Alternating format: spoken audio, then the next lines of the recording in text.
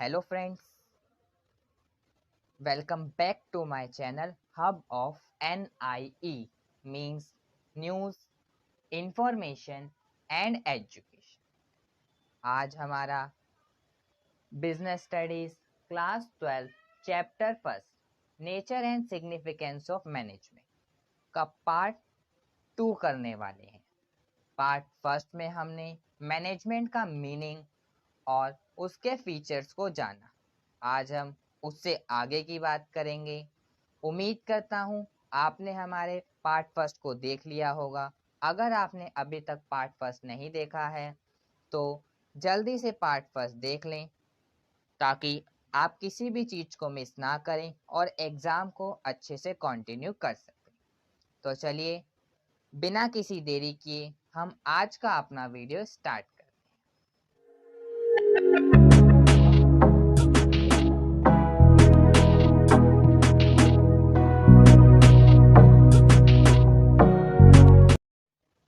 तो हम जानते हैं ऑब्जेक्टिव ऑफ मैनेजमेंट।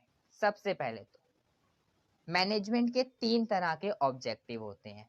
अब ऑब्जेक्टिव क्या है इसको भी जान लेते हैं पहले। It refers to those end points for the attainment of which all the activities of an organization are undertaken। Objective एक ऐसी चीज है जिसके लिए ऑर्गेनाइजेशन अपनी सारी एक्टिविटीज को परफॉर्म करता है। डेट मीन्स गोल्स और एक्टिविटी एक ही है जिसे पाने के लिए मैनेजमेंट अपनी सारी एक्टिविटीज को करता है। अब हम जाने मैनेजमेंट के 3 तरह के ऑब्जेक्टिव होते हैं।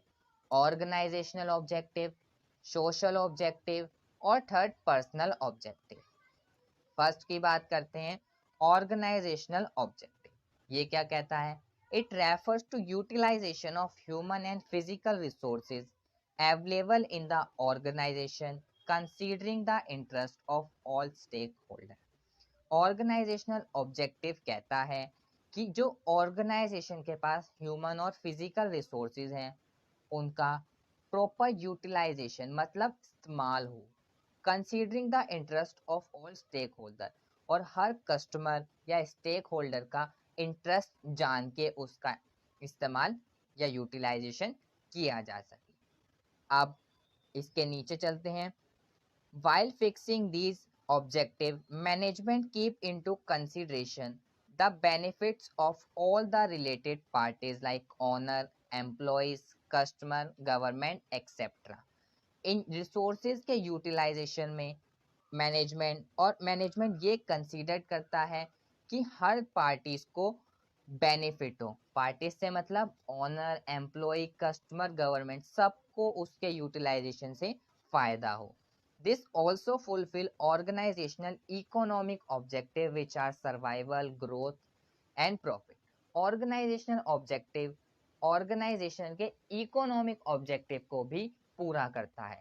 और इसके economic objective क्या होते हैं? सर्वाइवल, प्रॉफिट और ग्रोथ। पहले हम जानते हैं सर्वाइवल को। Every business wants to survive for long. हर बिजनेस चाहता है कि वो लंबा सर्वाइव करे, मतलब लंबे समय तक बना रहे। So management by taking positive decision with regard to different business activity should ensure that business survive for long। इसमें हमें कहा इसके लिए मैनेजमेंट को पॉजिटिव यानी अच्छे डिसीजन लेने चाहिए with respect to different business activities. हर अलग अलग डिफरेंट बिजनेस एक्टिविटी के रिस्पेक्ट में उसे डिसीजन लेना चाहिए और ये इंश्योर करना चाहिए, मतलब ये पूरी जांच पड़ताल करनी चाहिए या पूरा श्योर करना चाहिए कि बिजनेस सरवाइव करेगा लॉन्ग टाइम के लिए। अब हम बात करें सेकंड प्रॉफिट की। Profit play an important role in facing business hazards. Hazards क्या होता है कि कभी कुछ लॉस हो गया या कुछ दुर्घटना हो गई। And successful running of business activities.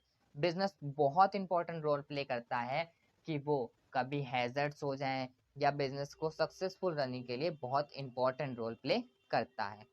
So it must be ensured by the business that adequate profit is earned by the business। तो मैनेजमेंट की रिस्पॉन्सिबिलिटी बनती है कि वो इंश्योर करे कि एक जो बिजनेस है वो इनफ यानी इतना प्रॉफिट कमा रहा है कि वो अपने जो रिस्क हैं उसको कवर कर जाए या जो अपने एक्सपेंडिचर है उसको कवर कर जाए। थर्ड है growth, every business wants to grow, management must ensure growth of the business. हर बिजनेस ग्रो करना चाहता है, हर बिजनेस चाहता है कि हमारे बिजनेस का फैलाव हो, हमारा बिजनेस और बढ़े, और इसको करने के लिए मैनेजमेंट एंश्योर करता है ग्रोथ को। मैनेजमेंट एंश्योर करेगा कि बिजनेस की ग्रोथ हो और कैसे हो। Growth can be measured by sales, number of employees, product, capital investment etcetera. Growth को नापने के लिए हम sale, number of employees, product और कैपिटल इन्वेस्टमेंट का यूज करते हैं। If all this shows an increasing trend that it can be concluded that business is heading toward growth। अगर ये जो चार word sale, number of employees, product और capital investment में बढ़ोतरी हो रही है, डेट मीन्स ये बढ़ रहे हैं, तो हम ये कह सकते हैं कि बिजनेस ग्रोथ की तरफ बढ़ रहा है। अब हम बात करें इसके सेकंड ऑब्जेक्टिव की, तो वो है सोशल ऑब्जेक्टिव। ये क्या कहता है? It refers to considering the interest of the society during managerial activity. Social objective का काम होता है कि वो सोसाइटी का इंटरेस्ट देखे कि सोसाइटी क्या चाहती है जब हम अपनी एक्टिविटी को मैनेज कर रहे हैं। तो इसमें हम कहते हैं organisation establish in a society.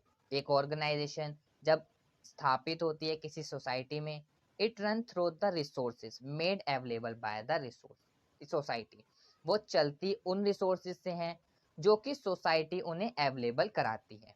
That is why it become the responsibility of every organisation to account for social benefits. इसी वजह से बिजनेस ऑर्गेनाइजेशन की एक रिस्पॉन्सिबिलिटी होती है कि वो सोशल बेनिफिट्स मतलब सोसाइटी को बेनिफिट्स प्रोवाइड कराए। अब हम बात करें तो ये कहता है under this objective the manager promise to ensure health, safety and price control. इसके अंदर जो मेन ऑब्जेक्टिव होता है कि मैनेजर प्रॉमिस करता है सोसाइटी से कि वो हेल्थ को एश्योर करेगा, सेफ्टी बनाए रखेगा और प्राइस को कंट्रोल करेगा। और इसके तीन तरह के ऑब्जेक्टिव होते हैं। पहला, to make available employment opportunity, वो सोसाइटी को एम्प्लॉयमेंट प्रोवाइड कराए। Second, to save environment from getting polluted, environment को पोल्यूशन से बचाए। Third, to contribute in living improving living standard, वो लिविंग स्टैंडर्ड को इम्प्रूव करने के लिए कंट्रीब्यूट करें। आप सेल्फ रीडिंग ज़रूर कीजिएगा, जो जो पॉइंट जब मैं एग्जांपल छोड़ रहा हूँ उसको रीड करें। अगर आपको कोई प्रॉब्लम आती है तो मैं डिस्क्रिप्शन में टेलीग्राम का लिंक दे रहा हूँ, मेरे टेलीग्राम चैनल को ज्वाइन करें और मुझे मैसेज करें जिसमें आपको दिक्कत होगी, मैं आपको उसकी वीडियो ज़रूर बनाऊँगा। तो अब हम बात करें इसके थर्ड ऑब्जेक्टिव की, तो थर्ड ऑब्जेक्टिव है personal objective. It refers to the objective to be determined with respect to the employees of the organisation. Personal objective कहता है कि ऑब्जेक्टिव बताए जाए with respect to employees of the organisation, मतलब employees के reference में objective बनाए जाए कि एम्प्लॉयज की नीड्स को पूरा किया जाए। Every organisation is a group of people having different nature. हर ऑर्गेनाइजेशन में अलग अलग तरह के लोग होते हैं जिनका अलग अलग तरह का नेचर हो सकता है। These people become a part of the organisation with a view to fill up the following three needs. अब कोई एम्प्लॉय ऑर्गेनाइजेशन को ज्वाइन करता है अपनी तीन तरह की नीड्स को या ज़रूरतों को पूरा करने के लिए। वो कौन सी है? पहली, financial need. These people expect a competitive salaries and other perks from the organization। अब मैंने यहाँ पे perks को देखोगे अंडरलाइन किया, ये नया वर्ड है, ध्यान रखना। इसका मतलब होता है भत्ते। That means जो हमें सैलरी से अलग पैसा मिलता है। इसमें हमें कहा इन्होंने इस फर्स्ट पॉइंट में फाइनेंशियल नीड। फाइनेंशियल नीड्स का मतलब है कि हर एम्प्लॉय चाहता है कि उसे ऐसी सैलरी मिले कि वो दूसरों से कॉम्पिटेट कर सके। और other perks from the organisation, that means उसे सैलरी से हट के भी कुछ मिले। सेकंड की बात करें, social needs. These people wants to get recognition from the peers. Peers का मतलब होता है साथी, मतलब हर एम्प्लॉय चाहता है कि जो उसका साथी एम्प्लॉयज है वो उसके साथ बात करें, उसके साथ अपने रिलेशन बनाए और उसको जाने अच्छे से। अब हम बात करते हैं इसके थर्ड नीड्स की, तो वह high level needs those people wants to get sufficient opportunities for personal development। हर एम्प्लॉय चाहता है कि वो अपने उसको अपॉर्चुनिटीज मिले ताकि वो अपनी पर्सनली डेवलप हो सके। कोई मौका मिलेगा वो कुछ करेगा तभी तो डेवलप होगा, अगर उसको कोई मौका ही नहीं मिले तो डेवलप क्यों होगा। इसीलिए कहते हैं कि हर एम्प्लॉय चाहता है कि उसे पर्याप्त अपॉर्चुनिटीज मिले ताकि वो अपने आप को डेवलप कर सके। Management has to effect balance between personal and organization goal in order to establish harmony। अब मैनेजमेंट हारमोनी स्टैब्लिश करने के लिए बहुत से एफर्ट्स करता है ताकि वो बैलेंस बनाए अपने पर्सनल और ऑर्गेनाइजेशनल गोल के बीच। अब हम बात करें इंपॉर्टेंस ऑफ मैनेजमेंट। ये देखिए, ये आपने पढ़ा, anything minus management is equal to में जीरो। क्या है? फीचर है मैनेजमेंट का। कौन सा? मैनेजमेंट इज ऑल परवेसिव, कि मैनेजमेंट अगर कहीं नहीं होगा तो उसका आंसर क्या होगा? जीरो या नथिंग। इंपॉर्टेंस ऑफ मैनेजमेंट में हम सबसे पहले पढ़ेंगे management help in achieving group goals, कि मैनेजमेंट हमें मदद करता है कि जो हम ग्रुप एक्टिविटी परफॉर्म कर रहे हैं हम उसके गोल्स को अचीव मतलब प्राप्त कर सकें। Needless to say that it is a goal oriented activity. कहने की ज़रूरत नहीं है कि ये गोल ओरिएंटेड एक्टिविटी है। आपने पढ़ा फीचर्स में, पहला ही फीचर है management is a goal oriented process. To achieve the group goals, a manager gives proper direction to the efforts to all his subordinates। और इस गोल को अचीव, ग्रुप गोल को अचीव करने के लिए मैनेजमेंट बहुत से एफर्ट्स करता है और वो उन एफर्ट्स को अपने सबऑर्डिनेट्स को बताता है, प्रॉपरली डायरेक्शन देता है कि तुम्हें कैसे एफर्ट्स करने हैं। Second point, management increase efficiency. अब इफिशियंसी इफेक्टिवनेस पढ़ा था, बहुत इंपॉर्टेंट पॉइंट है। इफिशियंसी का मतलब होता है कि to completing job with cost affecting manner, कि यहाँ पर कॉस्ट को ध्यान में रखा जाए। A manager increases efficiency through the optimum utilisation of all the resources such as man, machinery, material and money. अब आप खुद सोचो, जहाँ पर किसी रिसोर्सेज का ऑप्टिमम यूटिलाइजेशन होगा मतलब सही से यूटिलाइजेशन हो, कोई बर्बादी ही नहीं होगी, तो वहाँ पे पैसा तो कम लगेगा ही। जहाँ बर्बादी होगी वहाँ पैसे ज़्यादा लगेंगे, जहाँ बर्बादी नहीं होगी वहाँ पैसे कम लगेंगे, और पैसे कम लगेंगे तो वही मैनेजमेंट इफिशिएंट कहलाएगा। वही यहाँ पे बात करी कि मैनेजमेंट इंक्रीज इफिशियंसी। जब मैनेजर अपने सारे रिसोर्सेज का ऑप्टिमम अच्छे से इस्तेमाल करेगा तो इफिशियंसी बढ़ेगी। और वो रिसोर्सेज कौन से होते हैं? 4M, याद रखना 4M क्या? Man, machinery, material and money. अब इसका थर्ड ऑब्जेक्टिव है management create a dynamic organisation. Dynamic का मतलब जो चेंज होता रहा है। मैनेजमेंट एक डायनामिक ऑर्गेनाइजेशन, चेंज होने वाला ऑर्गेनाइजेशन बना देता है। Every organisation work in an ever changing environment. हर ऑर्गेनाइजेशन वर्क करता है एक ऐसे एनवायरनमेंट में जो कभी ना कभी चेंज होगा। To face the changing environment many changes need to be made in the organisation as well. इन चेंजेस को फेस करने के लिए मैनेजमेंट को अपने ऑर्गेनाइजेशन में भी चेंज करने की ज़रूरत होती है। बट पीपल रेसिस्ट चेंजेस, पर बहुत से लोग होते हैं जो चेंजेस को पसंद नहीं करते, उन्हें अडॉप्ट नहीं करते। Manager create a favourable environment through introducing employees to the benefits of adopting to changes।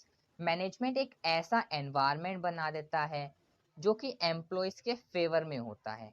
वो इंट्रोड्यूस करता है एम्प्लॉयज़ को कि अगर आप चेंजेस को अडॉप्ट करोगे तो आपको कितने बेनिफिट्स होंगे। इसीलिए कहते हैं management create a dynamic organisation. Fourth importance है इसकी, management help in achieving personal objective. Management हमें अपने पर्सनल ऑब्जेक्टिव को भी अचीव करने में मदद करता है। Every employee want to get suitable remuneration, a share in profit, participation in management, promotion etcetera in the form of his personal objective. हर एम्प्लॉय चाहता है कि उससे अच्छी सैलरी मिले, मैनेजमेंट में पार्टिसिपेशन मिले, प्रमोशन मिले, किसमें? अपने पर्सनल ऑब्जेक्टिव में। These objective can only be achieve, ये ऑब्जेक्टिव सिर्फ तभी प्राप्त किए जा सकते हैं if they work while using their full ability, जब वो अपनी पूरी क्षमता या पूरी एबिलिटी से काम करेगा।